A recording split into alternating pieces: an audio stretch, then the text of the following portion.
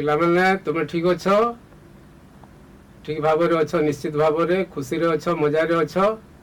ଆମେ ପୁଣି ଥରେ ଆଜି ଗୋଟିଏ ଭାଗ ଏଇ କାହାଣୀ ପଢ଼ିବା ପିଲାମାନେ। ଆମେ ଏକ ସୁନ୍ଦର ଗପ ପଢ଼ୁଛେ, ଆଲୋଚନା କରୁଛେ ପିଲାମାନେ।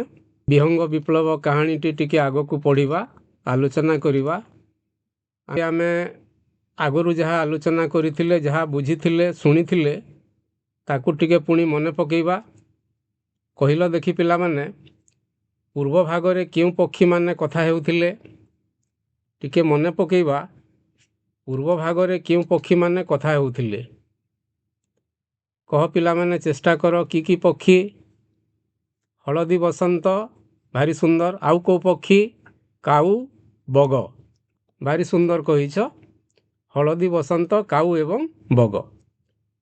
ପିଲାମାନେ, କାହାକୁ ଗର୍ବୀ ଓ କ୍ଷୁଦ୍ରମନା ବୋଲି କୁହାଯାଇଛି? କହିପାରିବ କି? ହଁ, ଭାରି ସୁନ୍ଦର କହିଛ। ବଗ। ବଗକୁ ଗର୍ବୀ ଓ କ୍ଷୁଦ୍ରମନା ବୋଲି କୁହାଯାଇଛି। ଠିକ୍ ଅଛି ପିଲାମାନେ, ଆହୁରି ଟିକେ ଜାଣିବା। ହେ ମୂର୍ଖ କଳା କାଉ, ଏହା କିଏ କହିଛି? ହେ ମୂର୍ଖ କଳା କାଉ, ଏହା କିଏ କହିଛି? କହିଲ ଦେଖି। ବଗ କହିଛି। ଭାରି ସୁନ୍ଦର। ବଗ କାହାକୁ ବିଦେଶୀ କହିଲା? ଚିନ୍ତା କର। ହଳଦୀ ବସନ୍ତ ଓ କୋଇଲିକୁ।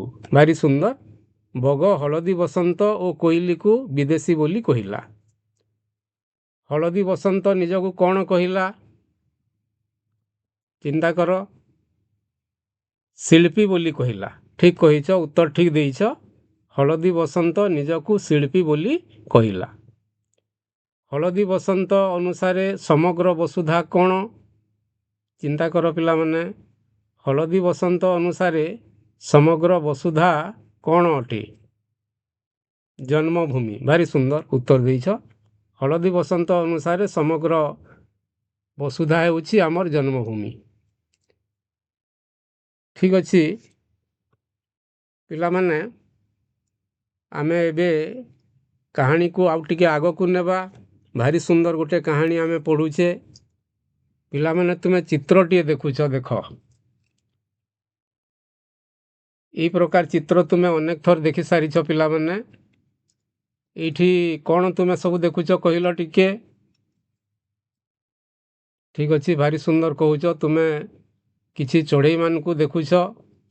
ଆଗରୁ ତୁମେ ପରିଚିତ ହେଇଛ କାଉ, ହଳଦୀ ବସନ୍ତ, ବଗ, ଆଉ କିଛି ଚଢ଼େଇ ନୂଆ ଆସୁଛନ୍ତି। ଆମେ ଟିକିଏ ଏ କାହାଣୀ ବିଷୟରେ ଆଗକୁ ଟିକେ ପଢ଼ିବା। ମୁଁ ଟିକେ ପଢ଼ୁଛି, ଶୁଣିବା, ତାପରେ ଏ ବିଷୟରେ ଆଲୋଚନା କରିବା। ଠିକ୍ ଅଛି ପିଲାମାନେ, ମନ ଦେଇ ଟିକେ ଶୁଣ ଏବଂ ତୁମେ ଚିତ୍ରକୁ ଟିକେ ଦେଖୁଥାଅ। ବଗ ଅପମାନରେ ସେଠୁ ଉଡ଼ି ଚାଲିଗଲା। ଏହି ସମୟରେ କୁଆଡ଼ୁ ଆସି ସେଠି ପହଞ୍ଚିଲା କଜଳପାତି। ତାକୁ ଦେଖି ସବୁ ଚଢ଼େଇ ପୁଣି ଥରେ ବୋବେଇ ଉଠି ସ୍ୱାଗତ ଜଣାଇଲେ। କଜଳପାତି ପକ୍ଷୀ ସମାଜରେ ମଧ୍ୟସ୍ଥତାର କାମ କରେ। ଭଲ ଲୋକୀ କରି କଳିକଜିଆ ମେଣ୍ଟାଇ ଦିଏ। ଭଲରେ ନ ମେଣ୍ଟିଲେ କଜଳପାତି ନିଜର ଶକ୍ତି ଖଟାଇବାକୁ ବି ଭୁଲେ ନାହିଁ। ତାର ଟାଣୁଆ ମୁନିଆ ଥଣ୍ଟରେ ସେ ଛେଳି, ମେଣ୍ଢା, ଗୋରୁ ଗାଈଙ୍କ ପିଠିକି ମଧ୍ୟ ହାଣି ଖଣ୍ଡିଆ କରିଦିଏ। ତେଣୁ ପକ୍ଷୀମାନେ ତାକୁ ଶ୍ରଦ୍ଧା କରନ୍ତି, ଟିକିଏ ଭୟ ମଧ୍ୟ କରନ୍ତି। ଚେଙ୍ଗ ଚେଙ୍ଗ ଚେଙ୍ଗ ଚେଙ୍ଗ ଚେଙ୍ଗ। କଥା କ'ଣ, କଥା କ'ଣ? ହଳଦୀ ବସନ୍ତ ଦୁହିଁଙ୍କ ମୁହଁ ଏମିତି ଶୁଖିଯାଇଛି କାହିଁକି? କାଉ ହଳଦୀ ବସନ୍ତର ସମସ୍ତ ଦୁରବସ୍ଥା ଜଣାଇଲା।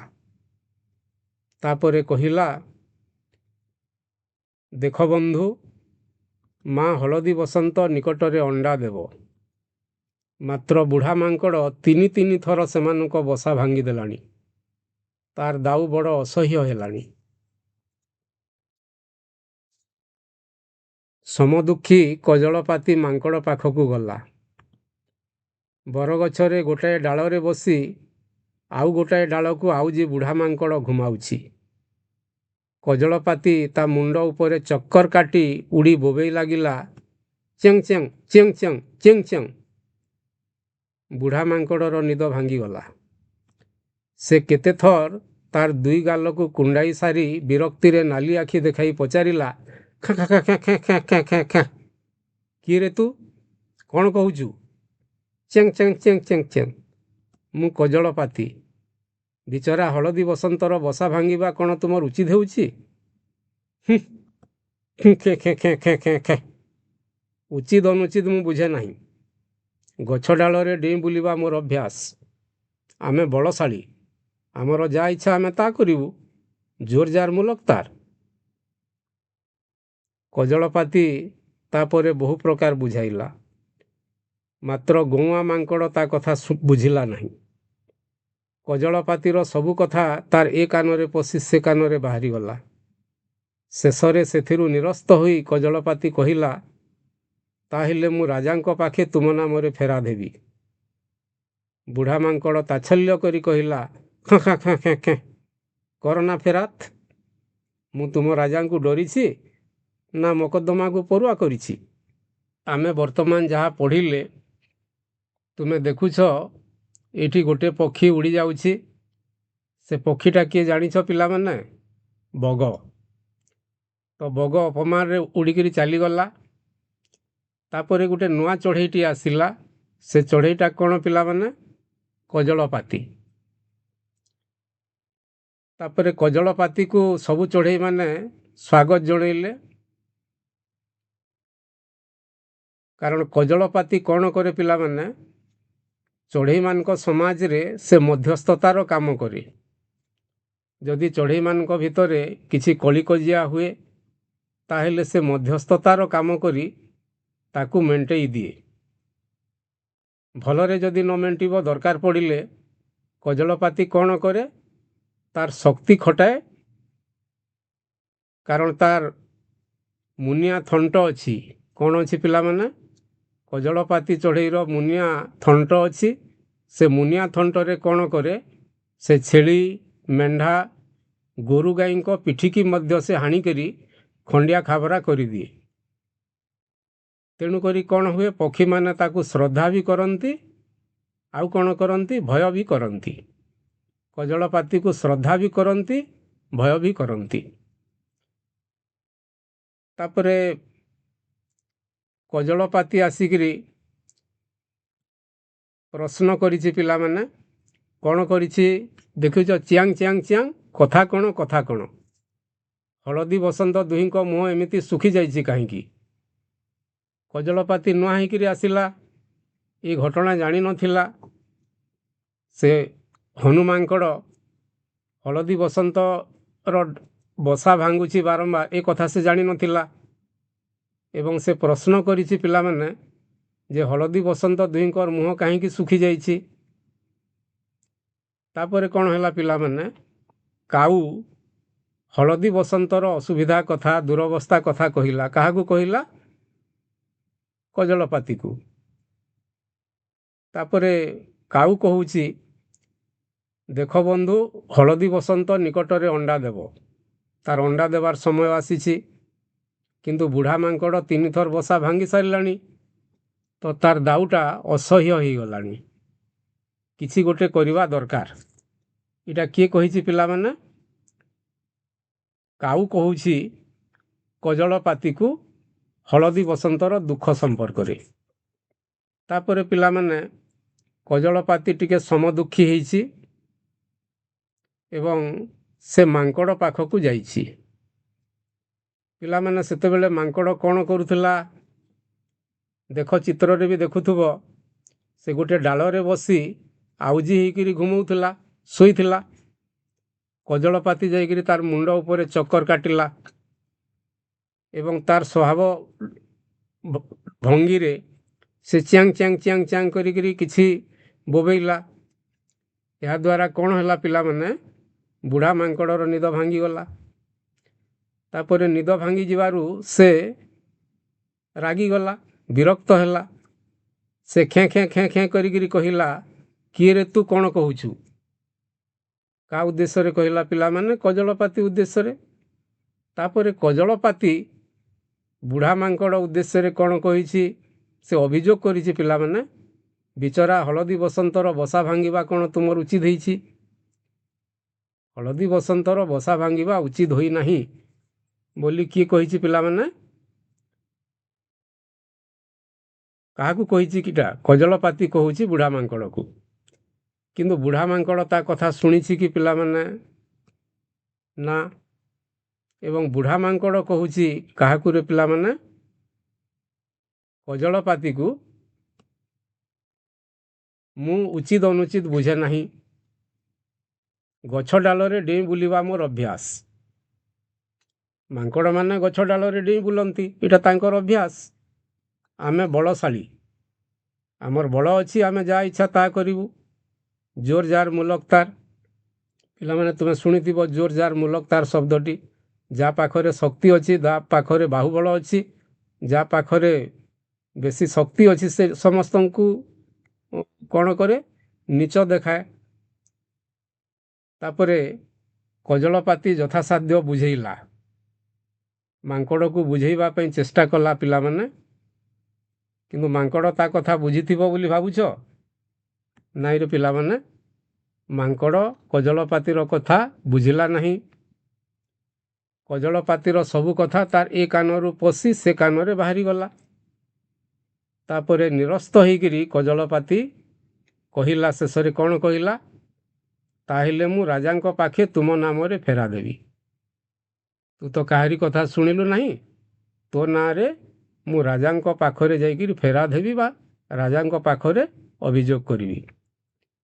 ବୁଢ଼ା ମାଙ୍କଡ଼ ଏଇ କଥାକୁ ମଧ୍ୟ ତାଚ୍ଛଲ୍ୟ କଲା। ସେ ସ୍ୱଭାବ ସୁଲଭ ଭଙ୍ଗରେ ବା ଢଙ୍ଗରେ ସେ କହିଲା, କରନା ଫେରାତ, ମୁଁ ତୁମ ରାଜାଙ୍କୁ ଡରିଛି ନା ମକଦ୍ଦମାକୁ ପରୁଆ କରିଛି? ମୁଁ ରାଜାଙ୍କୁ ଡରେ ନା, ମକଦ୍ଦମାକୁ ଡରେ ନା। ତୋର ଯାହା କରିବାର ଅଛି କର, ମୁଁ ମୋର କାମ କରୁଛି। ଏଇଟା ଆମେ ଏଇଠି ବୁଝିଲେ ପିଲାମାନେ।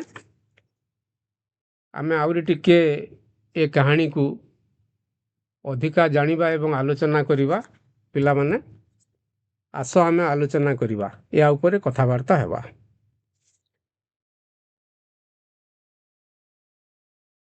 ଠିକ୍ ଅଛି ପିଲାମାନେ, ଶୁଣ। ପକ୍ଷୀମାନଙ୍କର ସୁରକ୍ଷା ପାଇଁ କିଏ ଆସି ପହଞ୍ଚିଲା?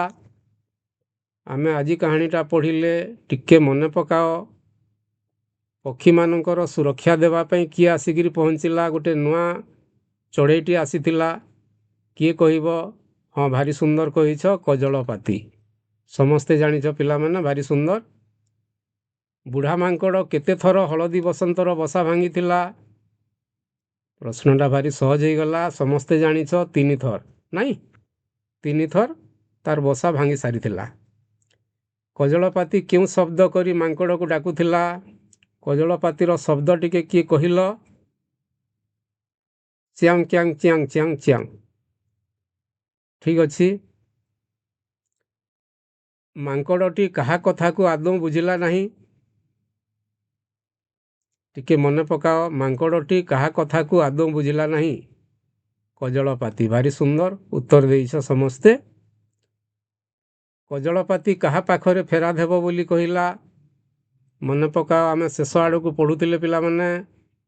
କଜଳପାତି କାହା ପାଖରେ ଫେରା ଦେବ ବୋଲି କହିଲା? ରାଜାଙ୍କ ପାଖରେ। ଭାରି ସୁନ୍ଦର ଉତ୍ତର ଦେଇଛ, ରାଜାଙ୍କ ପାଖରେ ଫେରା ଦେବ। ଜୋର ଜାର ମୁଲକ ତାର, ଏଇ କଥାଟି କିଏ କହିଥିଲା?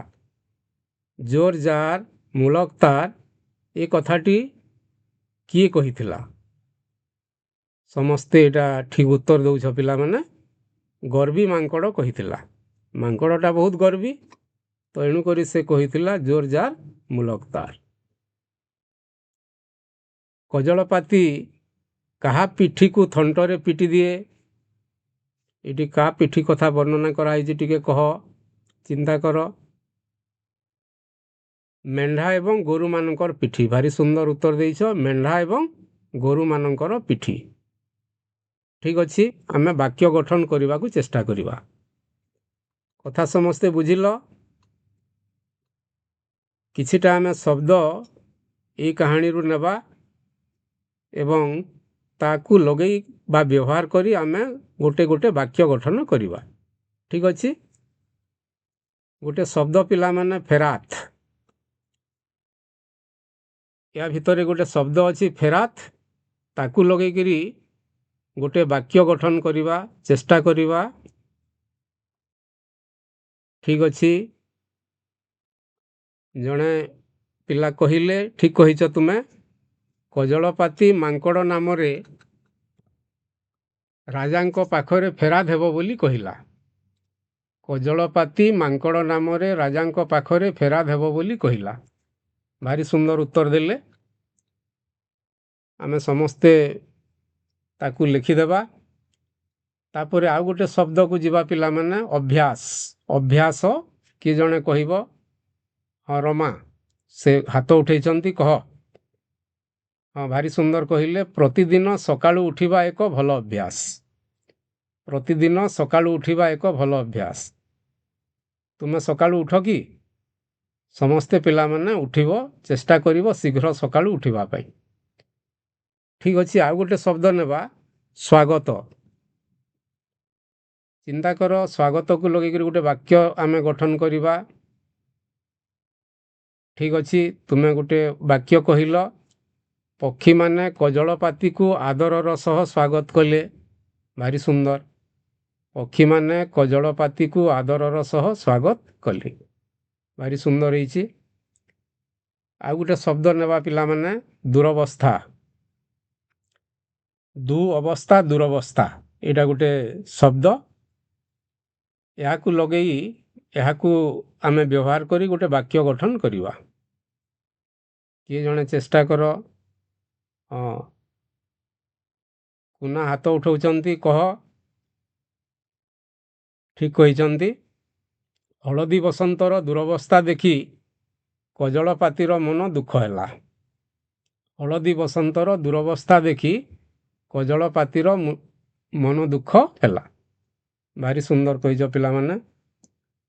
एटा को लेखिक रखिथिबो। आमे केवल बहिरू वाक्य गठन न करी आमे दरकार पड़िले अन्य प्रकार वाक्य भी गठन करिवा। ठीक अछि आमे एबे किछि प्रतिशब्द लेखिबा को चेष्टा करिवु।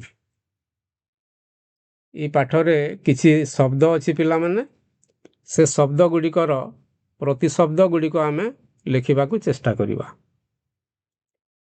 ठीक अछि प्रथमटा लेखिबा पक्षी। चिंता कर पक्षी को आउ क्यों शब्द रे व्यवहार करी कहा जाए। पक्षीर प्रतिशब्द गुड़िक कौन अछि। हाँ जड़े कहले चढ़ई। भारी सुंदर कहिछ। आउ किए कौन कहूच विहंग।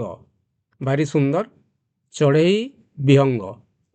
आहुरी अच्छी आमे दुईटा एठी कहले दुईटी प्रतिशब्द लिखुचे चढ़ई एवं विहंग पक्षीर। ठीक अच्छी द्वितीय रे आमे आउ गोटे शब्द नेबा पिला माने गछ।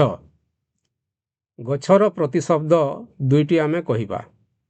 कौन होई पारे वृक्ष। भारी सुंदर जणे कहले वृक्ष। आउ कौन होई पारे पिला माने पादप। आउ जणे कहले पादप। भारी सुंदर वृक्ष पादप एटा गछर प्रतिशब्द। तापरे आउ गोटे शब्द को जीवा पिला माने राजा। राजार प्रतिशब्द चिंता करिवा चेष्टा करिवा। ठीक अच्छी जणे कहले नृपति। भारी सुंदर आउ कौन होई पारे नरेश। नृपति नरेश आहुरी अनेक शब्द गुड़ाक भी अच्छी तुम्हें खोजिब एवं घरे लिखिब। पिला माने आमे बे किछि नुआ शब्द रो अर्थ आउ टिके जानिबा। आस जानिबा किछि नूतन शब्द। प्रथम कथा हैला एठी मध्यस्थ। मध्यस्थ गोटे शब्द अच्छी पिला माने तार अर्थ कौन होई पारे चिंता करिवा। जे दुईटी पक्षर कथा को बुझी समाधान करे ताकू आमे मध्यस्थ बोली कहूँ। ठीक अच्छी जानिछ जे दुईटी पक्षर कथा को बुझी समाधान करे से हेले मध्यस्थ। तापरे दुरवस्था। दुरवस्था गोटे अर्थ जानिछ शब्दर अर्थ दु जोग अवस्था दुरवस्था तार अर्थ हेउची खराब अवस्था बा दुर्दशा।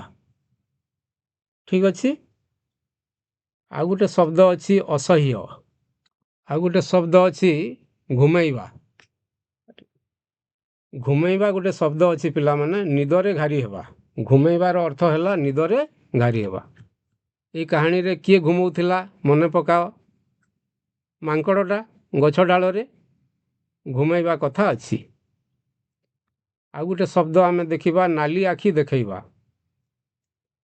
ନାଲି ଆଖି ଦେଖେଇବାର ଅର୍ଥ ହେଉଛି ଭୟ ଦେଖେଇବା ବା ଡରେଇବା। ତୁମେ ଜାଣିଛ ସେ ମାଙ୍କଡ଼ ବି ନାଲି ଆଖି ଦେଖେଇଲା। ତାପରେ ଆଉ ଗୋଟେ ଶବ୍ଦ ଅଛି ଗଉଆ। ଗଉଆ ଶବ୍ଦର ଅର୍ଥ କ'ଣ ପିଲାମାନେ? ଚେଷ୍ଟା କର। ଗର୍ବୀ। ଭାରି ସୁନ୍ଦର। ଗଉଆ ଶବ୍ଦର ଅର୍ଥ ହେଉଛି ଗର୍ବୀ। ଆଉ କିଛି ଶବ୍ଦ ଆମେ ଜାଣିବା ପିଲାମାନେ। ଏଠି ଅଛି ପରୁଆ କରିବା। ପରୁଆ କରିବା ଅର୍ଥ ହେଉଛି ଖାତିର କରିବା ବା ପରବା କରିବା। ତାପରେ ତାଚ୍ଛଲ୍ୟ ବୋଲି ଗୋଟେ ଶବ୍ଦ ଅଛି ପିଲାମାନେ, ଜାଣିଛ? ତାର ଅର୍ଥ ହେଉଛି ଉପହାସ କରିବା ବା ଉପହାସ। ଆଉ ଗୋଟେ ଶବ୍ଦ ଅଛି ଫେରାତ। ଫେରାତର ଅର୍ଥ ହେଉଛି କ'ଣ? ଅଭିଯୋଗ। ସୁନ୍ଦର। ଏକ କାନରେ ପଶି ଆର କାନରେ ବାହାରି ଯିବା ଅର୍ଥ କ'ଣ? କର୍ଣ୍ଣପାତ ନ କରିବା ବା ନ ଶୁଣିବା। ଶୁଣିକରି ନ ଶୁଣିଲା ଭଳିଆ ହେବା। ତାପରେ ମୂଳକ ବୋଲି ଗୋଟେ ଶବ୍ଦ ଅଛି, ଅଞ୍ଚଳ ଏବଂ ଦେଶ। ମୂଳକଟା ଗୋଟେ ଅଞ୍ଚଳ ବା ଗୋଟେ ଦେଶକୁ ସୂଚାଏ। ପିଲାମାନେ ଆମେ କିଛିଟା ଶବ୍ଦର ଅର୍ଥ ଜାଣିଲେ। ଏବେ ଆହୁରି ଟିକେ ଆଜି ଯାହା ପଢ଼ିଲେ ତା ଉପରେ ଆଲୋଚନା କରିବା, କିଛି ପ୍ରଶ୍ନ କରିବା, ତାର ଉତ୍ତର ଖୋଜିବା। ପିଲାମାନେ ଆମେ କିଛି ଶବ୍ଦର ଅର୍ଥ ଜାଣିଲେ, ଯାହା ଆଜି ପଢ଼ିଲେ ତା ବିଷୟରେ ଆହୁରି ଟିକେ ଆଲୋଚନା କରିବା, କିଛି ପ୍ରଶ୍ନ କରିବା ଏବଂ ତାର ଉତ୍ତର ରଖିବା। କିଛି ସହଜ ପ୍ରଶ୍ନ ଟିକେ ଆମେ କରିବା ପିଲାମାନେ ଏବଂ ତାର ଉତ୍ତର ରଖିବା। ଠିକ୍ ଅଛି? ଚିଆଂ ଚିଆଂ ଚିଆଂ ଏହା କିଏ କହିଥିଲେ? ଚେଷ୍ଟା କର। ଭାରି ସୁନ୍ଦର। କଜଳପାତି କହିଥିଲେ। ବଗ କାହିଁକି ଉଡ଼ି ଚାଲିଗଲା? ଚିନ୍ତା କର, ବଗ କାହିଁକି ଉଡ଼ି ଚାଲିଗଲା? ଠିକ୍ କହିଛ, ଅପମାନରେ ଚାଲିଗଲା। କାରଣ ବଗ ଅପମାନିତ ହେଲା ଏବଂ ଅପମାନରେ ସେ ଉଡ଼ିକରି ଚାଲିଗଲା। ପକ୍ଷୀ ସମାଜରେ କିଏ ମଧ୍ୟସ୍ଥତାର କାମ କରେ? ପକ୍ଷୀ ସମାଜରେ କିଏ ମଧ୍ୟସ୍ଥତାର କାମ କରେ? ଦୁଇଟା ପକ୍ଷ ଭିତରେ ଯଦି କିଛି କଳିକଜିଆ ହୁଏ, କିଏ ମଧ୍ୟସ୍ଥି ହୁଏ? କଜଳପାତି। ଭାରି ସୁନ୍ଦର କହିଛ, କଜଳପାତି। କିଛି କାମ ଆମେ ଘରେ ଯାଇ କରିବା ପିଲାମାନେ। ଦୁଇଟି ପ୍ରଶ୍ନ ଟିକେ ଆମେ ଲେଖିବା ଏବଂ ଘରେ ଯାଇ ତାକୁ ଅଭ୍ୟାସ କରିବା। ଲେଖ ପିଲାମାନେ। ପ୍ରଥମ କାମ ହେଲା ଆମ ପାଇଁ କଜଳପାତି ପକ୍ଷୀର ଚରିତ୍ର ବିଷୟରେ 5ଟି ବାକ୍ୟ ଲେଖ।